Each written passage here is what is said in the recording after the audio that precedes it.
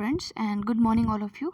आज का हमारा जो वीडियो है जनवरी 2021 की अंतर्राष्ट्रीय क्रोनोलॉजी जो है उसका पार्ट 5 है। उसमें हम प्रादेशिक परिदृश्यों को कंप्लीट करेंगे।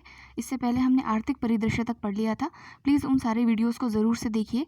सभी वीडियोस में इंपॉर्टेंट जो भी आर्टिकल्स हैं उनको बहुत अच्छे से पढ़ाया गया है, तो प्लीज़ उनको जाकर के आप ज़रूर से एक बार गो थ्रू कीजिए।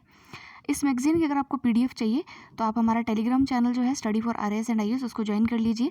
मैंने ये मैगज़ीन अब तक अपलोड नहीं की है वहाँ पर, क्योंकि मैं जब इसको पूरा कंप्लीट कर लूँगी उसके बाद में, क्योंकि मैंने क्या अलग अलग तरीके से इसका पिक्चर लिया है और इसीलिए मैं उसको मर्ज करके और फिर वहाँ पर जो है आपको अपलोड करूँगी। तो 1 या 2 दिन में ये मैगज़ीन भी आपको जो है अवेलेबल हो जाएगी, तो उसको भी ज्वाइन कर लीजिएगा आप। और अगर आपकी कोई क्वेरी हो तो इंस्टाग्राम चैनल है study for RAS and IAS, वहाँ जा करके आप मुझे बता सकते हैं। तो चलिए स्टार्ट करते हैं। सबसे पहला है राज्य के जनजातीय उपयोजना क्षेत्र शहरी और माडा क्षेत्र में लागू होगी वंदन योजना। सबसे पहले तो देखिए, मैं पढ़ाने का तरीका यही है, पहले इतिहास में चलते हैं। पहले हम देखेंगे कि इस जनजातियों के बारे में क्या क्या प्रावधान है, हमारे यहाँ कौन कौन सी जनजातियाँ हैं, ये माडा प्रोग्राम क्या होता है, ट्राइफेड क्या है, और संवैधानिक कौन से प्रावधान हैं जो हमको ट्राइबल एरियाज़ के बारे में बताते हैं। ऐसा मैं क्यों पढ़ा रही हूँ, तो अब आप 2018 का आरएएस मेंस का पेपर खोलिएगा। उसके अंदर सवाल था कि जो ट्राइब्स हैं यानी कि जो हमारे जनजातीय क्षेत्र हैं उसके लिए संविधान में क्या प्रावधान है, ठीक है। तो वो सवाल डायरेक्टली पूछा गया था। तो जब तक आप इन डेप्थ नॉलेज नहीं रखेंगे तब तक आप उम्मीद मत कीजिएगा कि हमें जो है टॉपिक क्लियर हो गया है।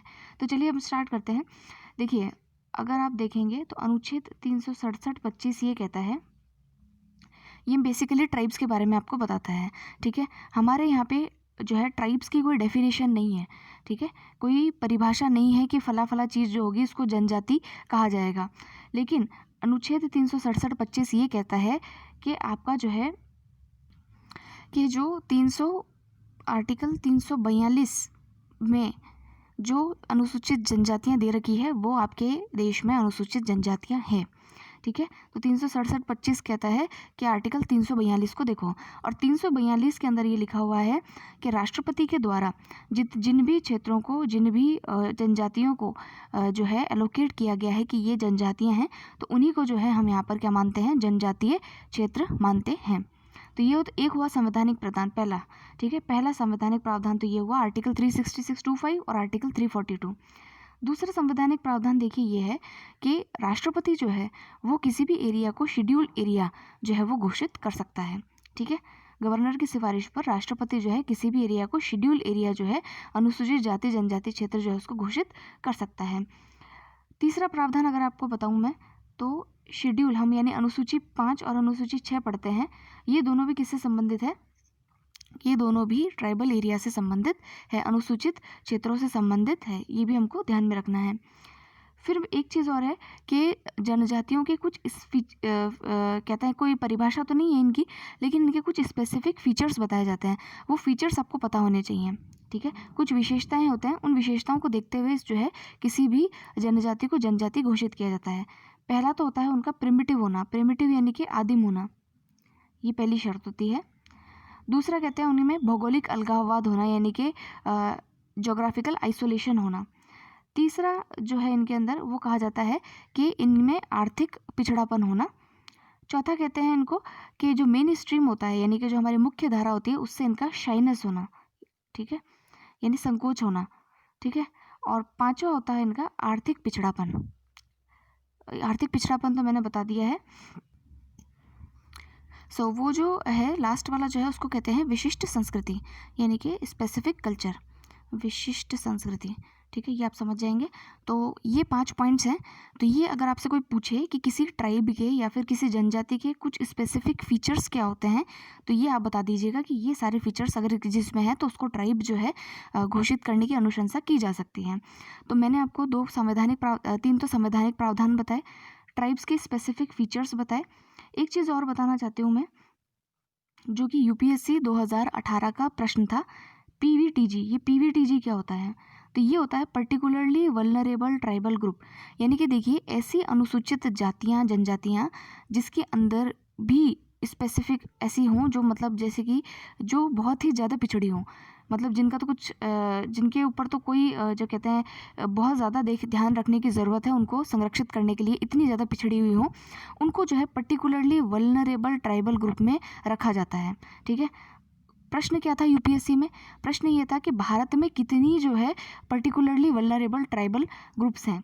तो देखिए भारत के अंदर जो है 75 ऐसे ट्राइबल ग्रुप्स हैं जिनको कि पीवीटीजी के अंदर घोषित किया गया है। ठीक है, तो ये 2018 का प्रश्न पत्र था, आप एक बार देख सकते हैं, आपको देखना हो तो। मैं इसमें क्योंकि जल्दी बनाना था तो मैं इसको क्लिपिंग ला नहीं पाई।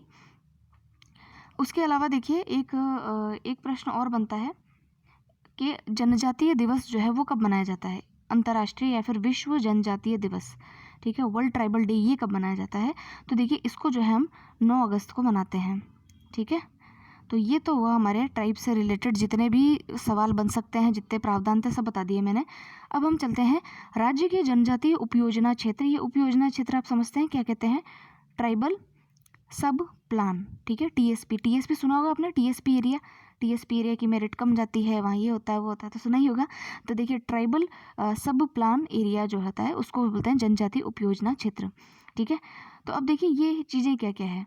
तो देखिए एक था इंटीग्रेटेड ट्राइबल डेवलपमेंट प्रोग्राम। ठीक है, एक ये जारी हुआ था।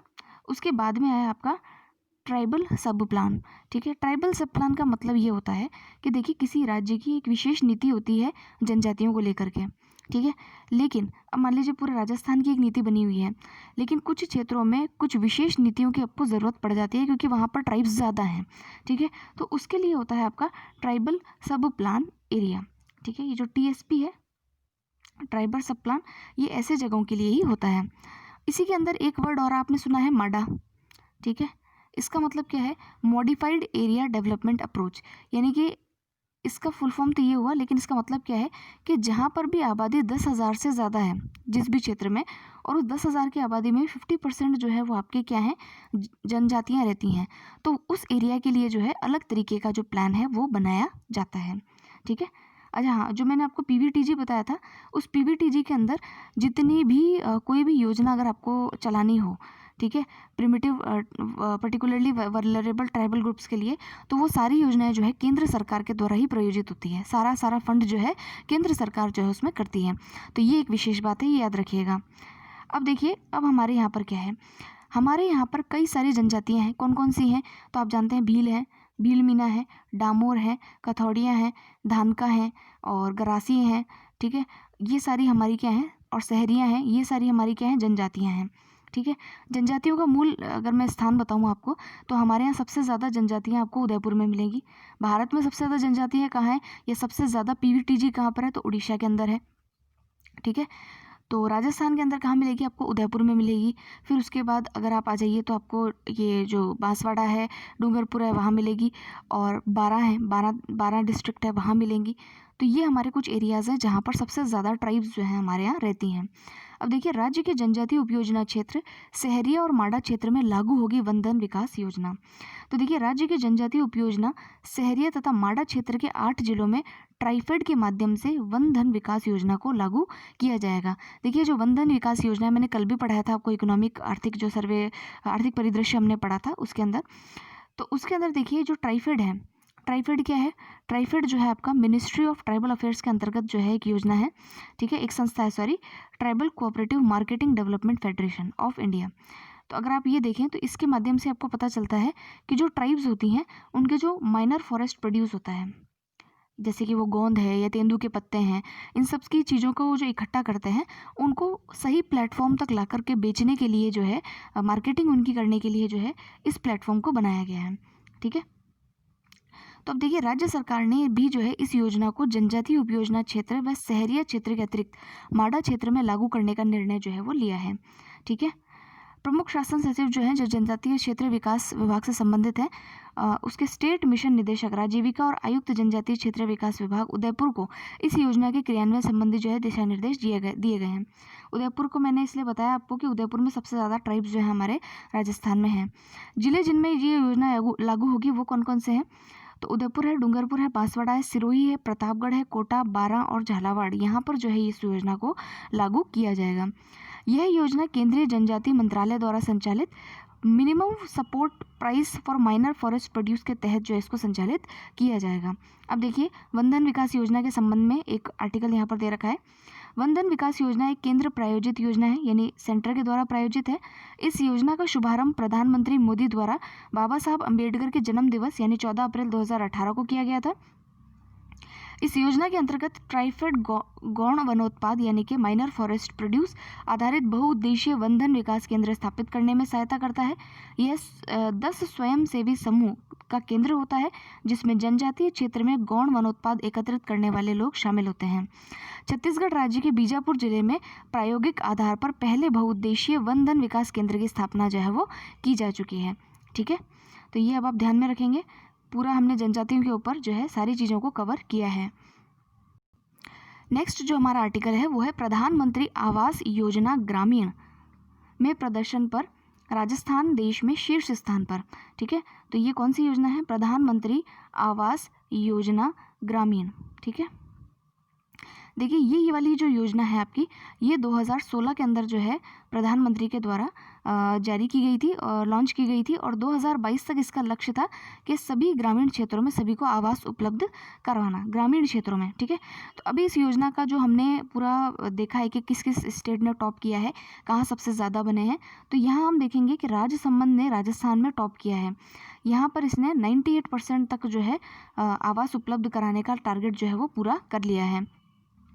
तो देखिए इस योजना में श्रेष्ठ प्रदर्शन करने वाले जिलों के चयन में राजसमंद जिले ने राष्ट्रीय स्तर पर प्रथम स्थान जो है वो हासिल किया है। ठीक है, फिर देखिए कि देश के प्रथम 50 जिलों में राजसमंद के अतिरिक्त राजस्थान का बूंदी, दौसा, डूंगरपुर, सवाई माधोपुर, पाली, भीलवाड़ा, हनुमानगढ़, नागौर, श्रीगंगानगर, प्रतापगढ़, बांसवाड़ा, उदयपुर और जालोर भी सम्मिलित हैं। बूंदी को 12वां, दौसा को 13वां, डूंगरपुर को 16 और सवाई माधोपुर को 24वां स्थान भी इसमें प्राप्त जो है हुआ है। तो ये आप ध्यान में रख सकते हैं। सबसे ज़्यादा आपको ध्यान होना चाहिए कि राजसमंद जो है वो फर्स्ट आया है। उसके अलावा भी हमारे कई ज़िले हैं, लेकिन राजसमंद जो है उसको फर्स्ट स्थान इसमें मिला है। 98% जो है इन्होंने यहाँ पर आवास उपलब्ध करवा दिए हैं। अब देखिए कि 2016 ये तो मैं बता ही दिया है। जो हमारे देश के 669 ज़िले हैं वहाँ पर जो है इस योजना को क्रियान्वित किया गया था। नेक्स्ट हम देखते हैं, तो नेक्स्ट हमारा आर्टिकल है डीबी गुप्ता राजस्थान के नए मुख्य सूचना आयुक्त होंगे। सूचना आयुक्त आप जानते हैं इंफॉर्मेशन ऑफिसर्स। ठीक है, तो देखिए राज्य के अंदर आपको पता है 2005 के अंदर जो है हमारा ये जो आरटीआई एक्ट आया था, ठीक है, उसके तहत जो है हर सरकारी कार्यालय के अंदर जो है PIOs यानी कि पब्लिक इन्फॉर्मेशन ऑफिसर्स को अपॉइंट करना बताया गया था। जैसे कि अभी मान लीजिए अभी आप RPSC से एग्ज़ाम देते हैं, मेंस का एग्ज़ाम देते हैं, नहीं होता है अनफॉर्चुनेटली, और आपको कॉपी चाहिए, या हो जाता है फॉर्चुनेटली तो आपको कॉपी चाहिए अपनी, तो आप RTI के माध्यम से उस कॉपी को जो है मंगाते हैं। जिस ऑफिसर से आप वहाँ ये चीज़ डिमांड करते हैं वो PIO होता है, पब्लिक इन्फॉर्मेशन ऑफिसर होता है। अगर वो आपको कॉपी देने से इनकार कर दे तो आप जो है फर्स्ट अपील कर सकते हैं, और अगर वहाँ पर भी आपका मामला नहीं बैठता है तो आप जो है स्टेट इन्फॉर्मेशन यानी राजस्थान इन्फॉर्मेशन कमीशन में जो है अपनी कंप्लेंट को दर्ज करा सकते हैं। वहाँ पर आपके कौन बैठते हैं, तो वहाँ आपका जो है ये जो मुख्य सूचना आयुक्त है, ठीक है, वो वहाँ पर विराजमान होते हैं और वो आपकी कंप्लेंट को सुनते हैं। ठीक है, तो ये पूरा एक प्रोसीजर होता है स्टेट लेवल पे अपील यहाँ होती है, फिर नेशनल लेवल पर भी आप अपील कर सकते हैं। तो इनको अपॉइंट कौन करता है, तो देखिए राज्य के जो राज्यपाल हैं वो जो है इन्फॉर्मेशन ऑफिसर को नियुक्त करते हैं। तो राज्यपाल कौन है, हमारे कलराज मिश्र जी हैं, उन्होंने इनको अपॉइंट किया है। तो ये जो आपके देवेंद्र भूषण गुप्ता जी हैं, ये पहले तो है मुख्यमंत्री के सलाहकार रह चुके हैं, अभी इनको जो है ये इस पद पर जो है रखा गया है। तो ये जो है हमारे 4th इन्फॉर्मेशन कमिश्नर होंगे। पहले इनसे पहले जो इन्फॉर्मेशन कमिश्नर थे वो कौन थे, तो वो थे सुरेश चौधरी जी। ठीक है, इनके सेवानिवृत्त होने पर जो है इनको बनाया गया है। तो देखिए इनको कितने समय तक पद पर रखा जाता है, तो 3 वर्ष या 65 वर्ष, दोनों में से जो भी पहले हो उस टाइम तक जो है ये लोग अपने पद पर बने रहते हैं। ठीक है, तो अब इनका कार्यकाल 3 वर्ष का होगा। देखिए इनके अलावा जो है 2 अन्य इन्फॉर्मेशन कमिश्नर्स भी जो है उनको भी अपॉइंट किया जाता है। तो ये थोड़ी सी न्यूज़ है, ये आप ध्यान में रखिएगा। देखिए राजस्थान इन्फॉर्मेशन कमीशन जो है इसका गठन 18 अप्रैल 2006 को किया गया था। RTI अधिनियम 2005 में उल्लिखित मामलों के संबंध में RIC अंतिम अपीलीय प्राधिकारी है। ठीक है, तो ये अंतिम अपीलीय प्राधिकारी कौन है, ये RIC है। इसके निर्णय अंतिम और बाध्यकारी होते हैं। RIC को एक ऐसे व्यक्ति से शिकायत प्राप्त करने और पूछताछ करने का अधिकार दिया गया है जो एक सार्वजनिक सूचना अधिकारी यानी PIO से जानकारी प्राप्त करने में असमर्थ हो। ठीक है। अब तक हमारे यहाँ पर 4 जो हैं मुख्य सूचना आयुक्त रह चुके हैं। कौन कौन से हैं? तो देखिए ये कोरानी, MD कोरानी, टी श्रीनिवासन और सुरेश चौधरी, ठीक है। और अभी चौथे ये हैं। और उसके अलावा देखिए वर्तमान के अंदर राजेंद्र प्रसाद बरवर और लक्ष्मण सिंह राठौड़ जो हैं वो अन्य 2 जो है सूचना आयुक्त यहाँ पर हैं। नेक्स्ट आर्टिकल हम देखते हैं। तो देखिए नेक्स्ट है इंस्पायर अवार्ड मानक योजना में राजस्थान का देश में शीर्ष स्थान पर। तो देखिए ये जो इंस्पायर अवार्ड है ये है किसका, किसके द्वारा इसको जारी किया गया है? तो देखिए 2010 के अंदर department of science and technology इसके द्वारा जो है इस अवार्ड को लॉन्च किया गया था, ठीक है। ये एक स्कीम है, एक तरीके से एक पोर्टल है जिसको कहते हैं EMIAS, ठीक है। तो ये जो पोर्टल है, ठीक है, इंस्पायर अवार्ड मानक स्कीम इसको बोला जाता है। इंस्पायर अवार्ड मानक स्कीम जो एक पोर्टल इसके द्वारा जारी किया गया है। इस पोर्टल पे 6ठी से लेकर के 10वीं कक्षा तक के जो भी बच्चे हैं, अगर उनमें कोई भी ऐसा उनका इनोवेशन है, कुछ उनका आइडिया है, तो वो इसको इस पोर्टल के ऊपर जारी कर सकते हैं। और इसमें जारी करने के आधार पर अगर जिसका भी इनको पसंद आता है तो उसको ये लोग प्राइज़ देते हैं। प्राइज़ मनी क्या है? तो 10,000 रुपये की प्राइज़ मनी है जो इनके खाते में जो है वो जमा होती है। तो देखिए देश के छात्रों में नवोन्मेष यानी इनोवेशन को बढ़ावा देने के लिए DST द्वारा शुरू किए गए इंस्पायर अवार्ड मानक योजना में राजस्थान देश में शीर्ष स्थान पर रहा है, ठीक है। यहाँ पर भी हमने टॉप कर लिया, ठीक। यहाँ पे इतने सारे जो है देखिए ये अपलोड किए गए थे। तो इस आइडियाज़ में सबसे ज़्यादा जो है जयपुर के छात्रों के चुने गए हैं। इसके बाद झुंझुनू और उसके बाद अलवर, और अलवर जो है वहाँ के छात्रों के जो आइडियाज़ हैं उनको चुना गया है। और ये हमने बता ही दिया था आपको कि जो स्कीम है उसमें 10-10 हज़ार रुपये प्रोत्साहन राशि जो है वो प्रदान की जाती है, ठीक है। नेक्स्ट हम देखते हैं 11वें राजस्थान ऊर्जा संरक्षण पुरस्कार। सो ये वाला जो 11वें राजस्थान ऊर्जा संरक्षण पुरस्कार है, ये प्रदेश में ऊर्जा के उपलब्ध संसाधनों का किफ़ायती एवं कुशल ढंग से उपयोग कर ऊर्जा की बचत करने वाले उद्यमियों एवं संस्थाओं को 11वें राजस्थान ऊर्जा संरक्षण पुरस्कार जो वर्चुअली आयोजित किया गया था, उसमें हमारे जो ऊर्जा मंत्री है BD कल्ला जी, उनको जो है ये इसकी तरफ से प्रदान किया गया है। तो देखिए इस पुरस्कार में हमने कई जगह अप्लाई किया था, जैसे सीमेंट, टेक्सटाइल, फर्नीचर वगैरह वगैरह जो क्षेत्र है वहाँ हमने जो है आदि क्षेत्रों में 110 उद्यमियों और व्यक्तियों ने जो है आवेदन किया था। तो इसमें हमको अवार्ड मिला है।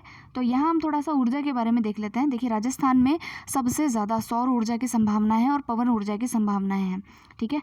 अब देखिए ऊर्जा संरक्षण अधिनियम 2001 के अंतर्गत राज्य में ऊर्जा संरक्षण की गतिविधियों के संचालन के लिए राजस्थान अक्षय ऊर्जा निगम एक राज्य नामित संस्था है। यह राज्य में भारत सरकार के ऊर्जा दक्षता ब्यूरो की नीतियों व योजनाओं को प्रभावी ढंग से क्रियान्वित करने का एक महत्वपूर्ण कार्य संपादित जो है वो करता है। RRECL क्या है? राजस्थान रिन्यूएबल एनर्जी कॉरपोरेशन की स्थापना जो है REDA यानी राजस्थान एनर्जी डेवलपमेंट एजेंसी तथा Rajasthan state power corporation limited का विलय करके जो है 2002 में इसको बनाया गया था। तो इसके प्रयासों से जो है राज्य में सौर एवं पवन ऊर्जा के लगभग 10,000 मेगावाट क्षमता की अक्षय ऊर्जा परियोजनाएं जो है वो स्थापित की जा चुकी हैं। तो थोड़ी सी नॉलेज थी, बेसिक नॉलेज। तो ये ऊर्जा संरक्षण पुरस्कार जो है वो हमको इसमें मिला है, ये भी आप ध्यान में रखेंगे। नेक्स्ट देखिए जयपुर शहर में इलेक्ट्रॉनिक वाहनों के लिए बनाए जाएंगे चार्जिंग स्टेशंस। तो देखिए ये जो चार्जिंग स्टेशंस है ये आपके एक तो राजस्थान इलेक्ट्रॉनिक्स इंस्ट्रूमेंट्स लिमिटेड, जिसको हम जो है REIL उसके द्वारा, plus energy efficiency services limited और JDA, ये सारे मिलकर के इसको बनाएंगे। JDA तो जो है भूमि अलॉट कर देगा, उसके अलावा ये चार्जिंग स्टेशंस यहाँ पर लगाए जाएंगे। तो इसका तो देखिए अब सीधी सी बात है कि हमारे यहाँ पर जो है जो हमारा ऊर्जा टारगेट है, जो हम चाहते हैं कि जिससे हमारा नॉन फॉसिल फ्यूल्स जो हैं उस पर हमारा निर्भरता बढ़े, उसके दिशा में ही एक कदम है। तो उसके अलावा देखिए यहाँ पर 21 चार्जिंग स्टेशन जो है हमारे जयपुर में बनाए जाएंगे। कुछ धीमी गति वाले होंगे, कुछ तीव्र गति वाले होंगे, और इनका जितना भी वहन है वो जो है संबंधित उपक्रमों द्वारा ही इसको जो है वहन किया जाएगा। नेक्स्ट देखिए विज्ञान दिवस पर दिए जाएंगे राजस्थान स्टेट स्ट्राइड पुरस्कार। तो ये पुरस्कार अभी नए ही जारी हुए हैं। विज्ञान दिवस पता ही है आपको कब आता है? पता होना चाहिए, 28 फरवरी को आता है। तो इसमें जो स्ट्राइड पुरस्कार दिए जाएंगे तो ये किस क्षेत्र में दिए जाएंगे? तो देखिए वैज्ञानिक पत्रकारिता, जो आपका नवाचार है, इनोवेशन है, साइंस टेक्नोलॉजी में अगर आपको कुछ भी रिसर्च इनोवेशन कर रहे हैं, तो ऐसी श्रेणियों में 3 श्रेणियों के अंदर जो है आपको 24 उम्मीदवारों को जो है ये पुरस्कार दिया जाएगा और इसमें 8-8 लोगों को ये पुरस्कार मिलेंगे। तो 3 श्रेणियों में दिए जाने वाले पुरस्कार में प्रथम अवार्ड है 1-1 लाख का, फिर है 75,000 का, फिर 50 और फिर 10,000 का। तो थोड़ा सा ध्यान में रखिएगा कि ये जो स्ट्राइड योजना है ये किससे संबंधित है? तो ये विज्ञान के क्षेत्र में नवोन्मेष के लिए जो है अवार्ड दिए जाने से संबंधित है। राज्य में पहली बार सतत विकास लक्ष्यों की अब ग्राम पंचायत स्तर पर रैंकिंग होगी। सतत विकास लक्ष्य कितने हैं, जिनको हम बोलते हैं सस्टेनेबल डेवलपमेंट गोल्स? 17 हमारे ऐसे गोल्स हैं। भुखमरी बिठाना, एजुकेशन लाना, माल न्यूट्रिशन बिठाना, स्वच्छ पानी, स्वच्छ ऊर्जा, ये सारे हमारे लक्ष्य हैं। इनको 2030 तक जो है अचीव करना है। तो अब जो है इस सतत विकास लक्ष्यों के अंदर जो है ग्राम पंचायत स्तर पर जो है रैंकिंग की जाएगी। ये बात सही है, जब भी हम रैंकिंग करना शुरू करें किसी भी योजना की तो वो उस स्तर पे ही होनी चाहिए जहाँ से उसको शुरू, मतलब जहाँ पर उसका सबसे ज़्यादा जो है उपयोग किया जाना चाहिए वाकई में। ठीक है, तो अब देखिए नीति आयोग द्वारा जो है निर्धारित सतत विकास लक्ष्यों की राजस्थान में पहली बार अब जो है ग्राम पंचायत स्तर पर जो है रैंकिंग की जाएगी। यह रैंकिंग अब ग्राम पंचायत की निष्पादन क्षमता के आधार पर होगी। और उसके अलावा देखिए ग्रामीण विकास एवं पंचायती विभाग के अतिरिक्त मुख्य सचिव द्वारा जो है जो जानकारी दी गई है उसके अनुसार राज्य की सभी ग्राम पंचायतों की रैंकिंग मात्रात्मक आधार पर ना होकर गुणात्मक यानी क्वालिटेटिव आधार पर किए जाने से ये पता चल सकेगा कि ग्राम पंचायत में उपलब्ध भौतिक सुविधाओं का भरपूर लाभ ग्रामीण क्षेत्र के आम जन को मिल रहा है या नहीं मिल रहा है। ठीक है, तो देखिए अब इसके अंदर जो है सारी चीज़ें जो है चेक की जाएगी। इसको एक चीज़ नाम आपने सुना होगा, इसको हम एक नाम और देते हैं, सोशल ऑडिटिंग। ठीक है, सोशल ऑडिटिंग इसको क्या कहते हैं हिंदी में? सामाजिक अंकेक्षण कहते हैं शायद। तो ये एक तरीके से सामाजिक अंकेक्षण ही है कि जहाँ हम जो है आम लोगों से जाकर के पूछते हैं कि इस योजना का लाभ आपको कितना मिल रहा है। भाई जिसको लाभ मिलना चाहिए वो भी तो बोले ना कि हाँ भाई लाभ मिला है। तो ये जो है उसको सामाजिक अंकेक्षण जो होता है सोशल ऑडिटिंग भी कहते हैं। तो ये ध्यान में रखना है हमें। अब देखिए रैंकिंग के मापदंड क्या क्या हैं कि भाई ई मित्र सुविधाएं हैं या नहीं है, शौचालय हैं या नहीं है, उसके अलावा जैसे गांव में बैंकिंग आधारित सेवाएं हैं या नहीं है, ये सारे जो टर्म्स एंड कंडीशन है, कुपोषण को नियंत्रित किया या नहीं किया, बच्चों का वजन ठीक है कि नहीं है, तो ये सारी रैंकिंग जो है ये रैंकिंग के आधार होंगे। ठीक है, नेक्स्ट देखिए कस्टम हायरिंग केंद्रों का जो है शुभारंभ किया गया है। तो ये कस्टम हायरिंग केंद्र देखिए क्या होते हैं। एक तो होता है कि आप कोई जो मशीन होती है उसको ख़रीद लें, अब ख़रीद तो हर व्यक्ति नहीं सकता है, तो इसीलिए जो है हम कस्टम हायरिंग केंद्रों की स्थापना करते हैं जहाँ पर कि किराए पर जो है ईजिली जो है कोई भी मशीन जो है वो अवेलेबल हो जाती है। तो देखिए राज्य सरकार ने अपनी बजट घोषणा 2020-21 में जो है इसको घोषित किया था और जो हमारे विधानसभा अध्यक्ष हैं CP जोशी जी, उन्होंने Udaipur central cooperative bank limited Udaipur कार्य क्षेत्र के अंतर्गत जिले की 12 चयनित सहकारी समितियों सहित कुल 15 समितियों को कृषि उपकरण हस्तांतरित कर कस्टम हायरिंग केंद्रों का शुभारंभ जो है दिसंबर 2020 में किया है। ठीक है, तो 100 चयनित ग्राम सेवा सहकारी समितियों में कस्टम हायरिंग केंद्रों की स्थापना की जाएगी और 10 लाख रुपए तक के कृषि उपकरण जो है यहाँ पर खरीदे जाएंगे। ठीक है, फिर इनको जो है आपको जो है क्रय के लिए जो है इनको दिए जा सकते हैं। तो इसमें देखिए 80% यानी अर्थात 8 लाख का अनुदान देय होगा तथा 20% राशि संबंधित समिति यानी कि जो कोऑपरेटिव समिति उनको मेंटेन करेगी उन सब सामानों को, तो वो 20% राशि का वहन करेगी और 80% की जो राशि है वो आपको राज्य सरकार देगी। तो इस योजना से देखिए जो लघु और सीमांत किसान हैं, मार्जिनल फार्मर्स हैं, उनको कम आय के कारण वो महंगे उपकरणों को खरीद नहीं पाते हैं और जहाँ से वो लेते हैं तो जैसे जिन लोगों से प्राइवेटली भी हम लेते ही हैं ट्रैक्टर वगैरह, तो वो उनका शोषण ना कर पाएँ, तो इसलिए जो है इसे समितियों से जो है कृषि उपकरणों जैसे ट्रैक्टर है, रोटावेटर है, ऐसी जो है उचित दर पर जो है इनको किराए पर खरीदा जा सकेगा। तो इसको कहते हैं कस्टम हायरिंग सेंटर्स। नेक्स्ट है राज्य मंत्रिमंडल द्वारा एम-सैंड नीति जो है उसका अनुमोदन। अब देखिए ये एम-सैंड क्या चीज़ है, तो आप जानते हैं कि बजरी जो है उसके भाव जो है वो बहुत ज़्यादा जो है बढ़ चुके हैं, तो उसके लिए एक सस्ता विकल्प उपलब्ध कराने के लिए एम-सैंड जो है उसको यूज़ किया जाएगा। तो सरकार ने कंपलसरी भी कर दिया है जो है आपको बजरी जो है उसमें 25% जो है एम-सैंड की मात्रा मिलाना आवश्यक होगा। तो अब इसके लिए जो है एक अलग नीति जारी की है ताकि लोग जो है इसके प्रति आकर्षित भी हों, उनको सस्ता विकल्प भी उपलब्ध कराया जा सके। तो इसके लिए क्या विकल्प होगा? तो देखिए, सबसे पहली चीज़ तो अलॉटमेंट, माइंस का अलॉटमेंट किया जाएगा कि यहाँ पर एम सैंड का खनन हो सकता है, तो उसके अलॉटमेंट जो है वो किए जाएंगे। तो इसके लिए एक नीति बनाई उन्होंने, जिसको कहा गया एम सैंड की इस अनुमोदित नीति के तहत एम सैंड इकाई को उद्योग का दर्जा जो है वो दिया जाएगा और इसे रिप्स 2019 के तहत परिलाभ देय होंगे। ठीक है, अब देखिए इसके अंदर जो डिस्ट्रिक्ट मिनरल फाउंडेशन ट्रस्ट है, ठीक है, वो जो है एम सैंड के निर्माण के में उपयोग किए जाने वाले ओवरबर्डन पर देय डिस्ट्रिक्ट मिनरल फाउंडेशन ट्रस्ट की राशि में 100% की जो है वो छूट जो है वो प्रदान की जाएगी और इसके प्रयोजना 10 वर्ष की अवधि के लिए नीलामी से परमिट जारी किए जाएंगे। नीलामी समझते हैं हम, ऑक्शन किया जाएगा। आप भी एक माइंस खरीद लीजिए तो ये जो है एक नीलामी जो है वो की जाएगी। इस नीति के तहत जो है राज्य के सरकारी, अर्ध सरकारी, स्थानीय निकाय, पंचायती राज संस्थाएं, राज्य सरकार में वित्त पोषित अन्य संगठन द्वारा करवाए जाने वाले विभिन्न निर्माण कार्यों में प्रयुक्त की जाने वाली खनन बजरी की मात्रा में न्यूनतम 25% एम सैंड का प्रयोग जो है अनिवार्य किया जाएगा, जिससे उपलब्धता के आधार पर बढ़ाया जा सकता है। यानी सरकारी जितने भी ये जो आप देख रहे हैं अर्ध सरकारी, सरकारी या स्वायत्त शासी जो संस्थाएं हैं, अगर वहाँ पे कोई निर्माण कार्य होता है तो उस बजरी के अंदर 25% जो है आपको एम सैंड मिलाना कंपलसरी होगा। तो ये जो है इसकी एम सैंड की योजना है, ध्यान रखिएगा। नेक्स्ट है नाबार्ड की राज्य स्तरीय ऋण संगोष्ठी में स्टेट फोकस पेपर का विमोचन। तो देखिए इसके अंदर जो है नाबार्ड आप जानते ही हैं, नाबार्ड जो है एक रीफाइनेंसिंग एजेंसी है कि जो भी कृषि कार्यों से संबंधित जो भी ऋण वगैरह उपलब्ध करवाने होते हैं वो इसके थ्रू ही जो है उपलब्ध कराए जाते हैं। तो देखिए नाबार्ड जो है इसकी एक राज्य स्तरीय ऋण संगोष्ठी इसका आयोजन किया गया है और इसमें हमारे जो मुख्यमंत्री जी हैं उन्होंने भाग लिया था और नाबार्ड के स्टेट फोकस पेपर का विमोचन भी जो है उन्होंने इसके अंदर किया है। तो उन्होंने देखिए जो ये महाप्रबंधक जी कुलदीप सिंह, उन्होंने स्पष्ट किया कि राजस्थान में प्राथमिकता क्षेत्र यानी प्राइमरी जो सेक्टर है हमारा, प्राइमरी सेक्टर समझते हैं, कृषि क्षेत्र को प्राइमरी सेक्टर कहते हैं।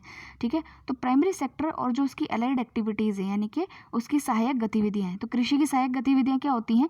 एनिमल हस्बेंड्री है, पशुपालन है, ठीक है, एनिमल रियरिंग है, पशुचारण है, पशुपालन है, ठीक है। तो वो सारी जो है इसकी कृषि और उसकी सहायक गतिविधियाँ होती है। उसके क्षेत्रों का हमारे राज्य की जो सकल घरेलू उत्पाद है, स्टेट की जो जीडीपी है, उसमें योगदान कितना है? लगभग 26%।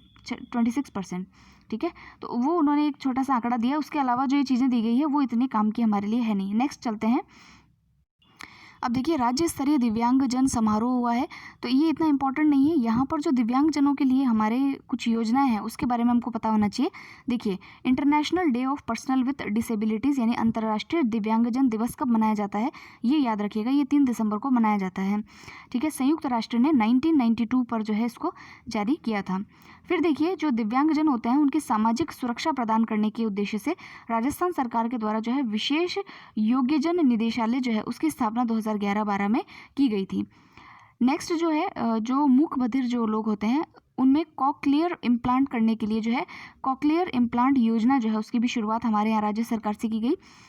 पल्स पोलियो अभियान की सफलता से भारत को पोलियो जैसे अभिशाप से मुक्ति मिली है और विश्व स्वास्थ्य संगठन यानी WHO ने जो है 27 मार्च 2014 को भारत को पोलियो मुक्त जो है वो घोषित किया है।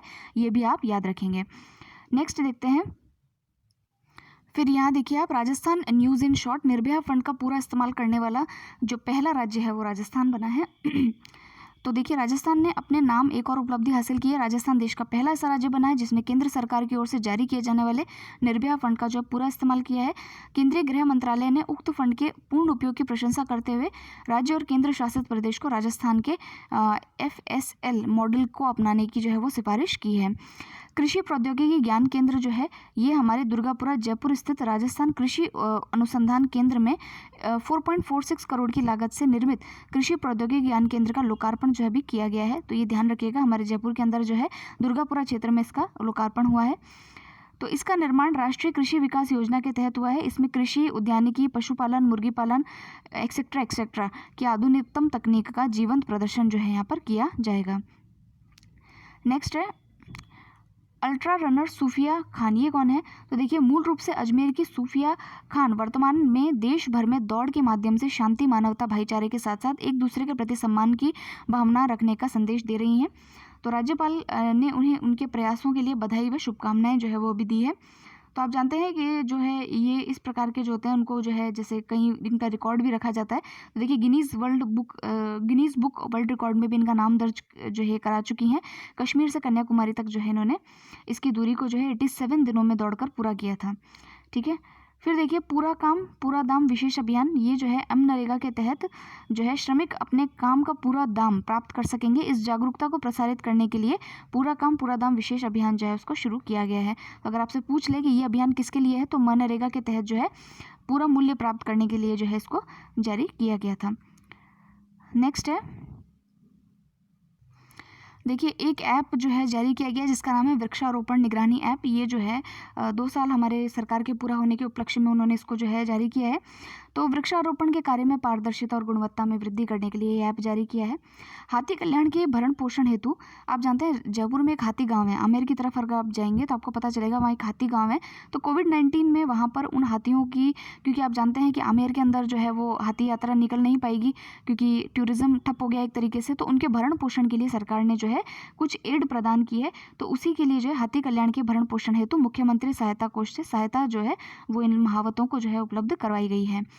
Rajasthan ease of doing reform का पूरा करने वाला जो है वो 6वां राज्य बना है। तो ईज ऑफ डूइंग रिफॉर्म की प्रक्रिया को पूरा करने वाला जो है आंध्र प्रदेश, कर्नाटका, मध्य प्रदेश और तमिलनाडु और तेलंगाना राज्य के बाद में 6वां स्थान किसका आता है? राजस्थान का आता है। किरण महेश्वरी जी के बारे में आप जानते हैं, ये जो राजसमंद विधानसभा सीट से जो है हमारे यहाँ विधायक थी, इनका जो है कोरोना संक्रमण के कारण जो है इनका निधन हो गया था।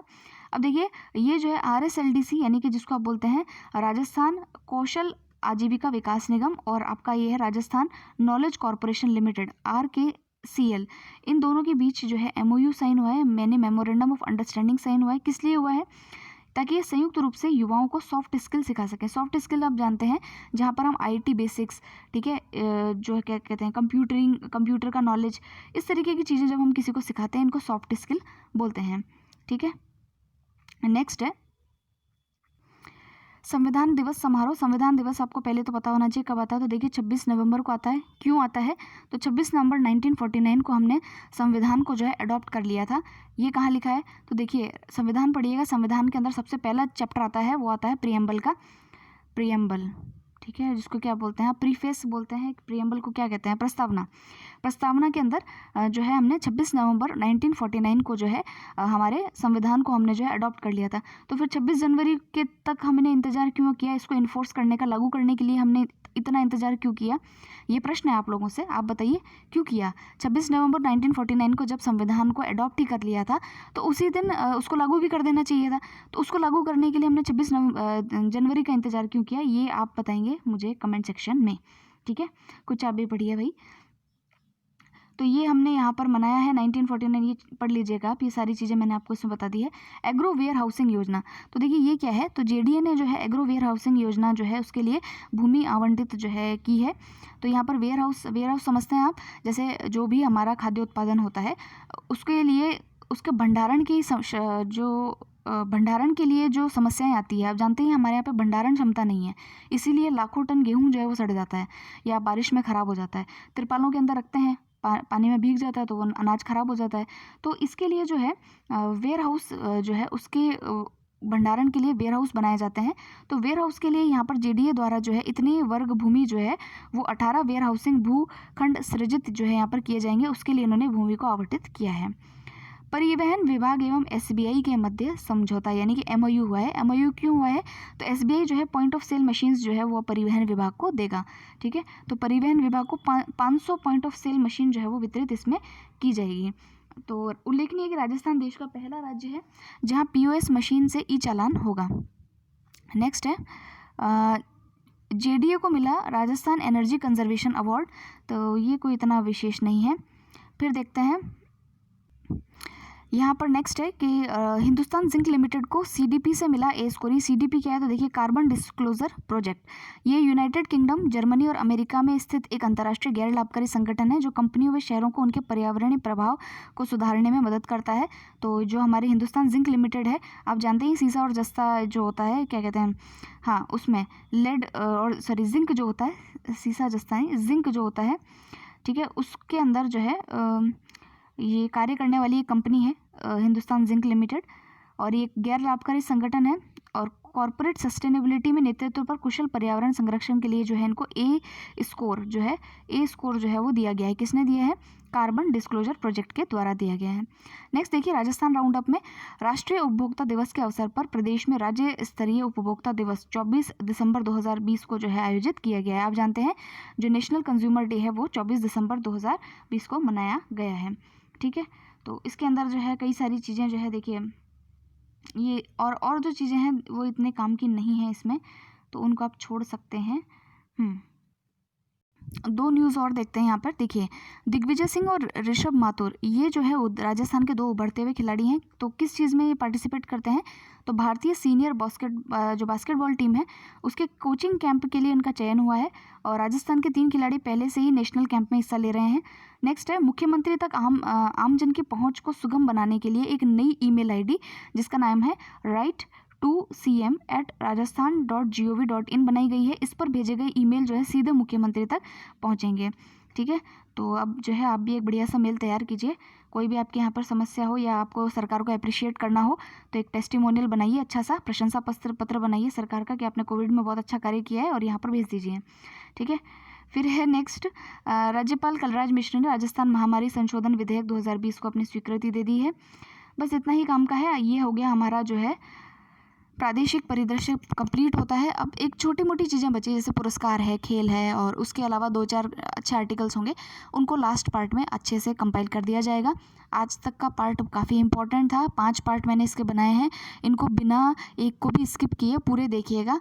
न्यूज़पेपर नहीं पढ़ते हो तो कम से कम इसको तो पढ़ो।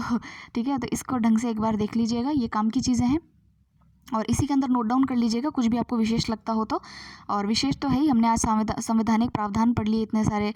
ठीक है, तो इतनी सारी चीज़ें हमने जो पढ़ी है सबको नोट डाउन कर लीजिएगा। और अब जो है नेक्स्ट जो है इसका लास्ट पार्ट आएगा जिसमें हम पुरस्कार, खिलाड़ी और जो भी लास्ट की जो योजनाएं हैं उनको कंप्लीट कर लेंगे। अगर आप चाहते हैं कि कोई सब्जेक्ट मैं आपको पढ़ाऊँ, जैसे मेरा हिस्ट्री में एक्सपर्टीज़ है तो मैं खुद भी चाहती हूँ कि हिस्ट्री की एक क्लासेस जो है मैं शुरू से शुरू करें, जहाँ पर प्राचीन से शुरू करेंगे। प्रस्तर काल क्या था, हेलोसिन अप्रोच उसके अंदर क्या क्या थी, वो सारी चीज़ें शुरू करके फिर हड़प्पा पे आएंगे, फिर वैदिक पे आएंगे, फिर हम जो पूरा एंशंट पढ़ के मिडाइवल। अगर आप चाहते हैं तो आप मुझे कमेंट में बताइएगा, तो उसको भी एक दिन जो है स्टार्ट करते हैं। तो ठीक है, ऑल द वेरी बेस्ट। आप सभी को जो है मैगज़ीन आज या कल में मैं उपलब्ध करवा दूंगी सारी चीज़ों को मर्ज करके, और फिर इसका PDF जो है मेरे चैनल पे आपको अवेलेबल हो जाएगा। तो आप पढ़ते रहिए। Thank you.